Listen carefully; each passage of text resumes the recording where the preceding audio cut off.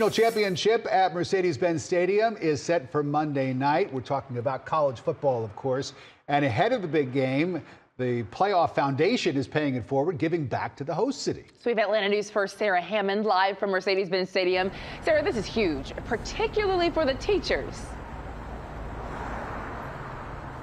Right. So there are many Atlanta teachers who are being recognized with a big thank you ahead of the National Championship. They were nominated by people who see the impact they have on young kids day in and day out. And that thank you is coming in the form of $100,000.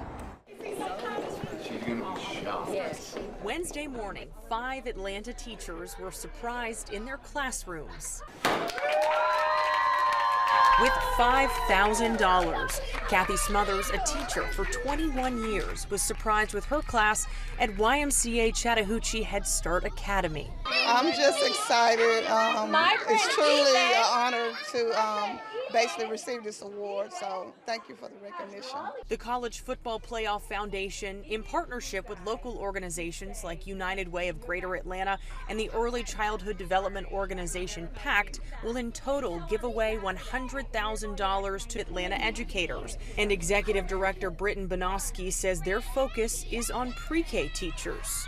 They just don't get the recognition they deserve. The amount of impact that they're making in our communities with our young boys and girls is just phenomenal.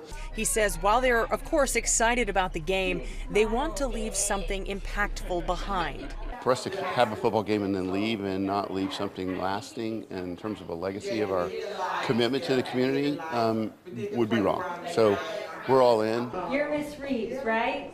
Concetta Reeves with Fun to Learn Child Care and Development Center was also one of the 5 teachers surprised Wednesday. I've been through a lot, and I still managed to come and be with the kids because they still need me. Both Reeves and Smothers say it's an honor to be recognized. Look like we got some more toys we don't get.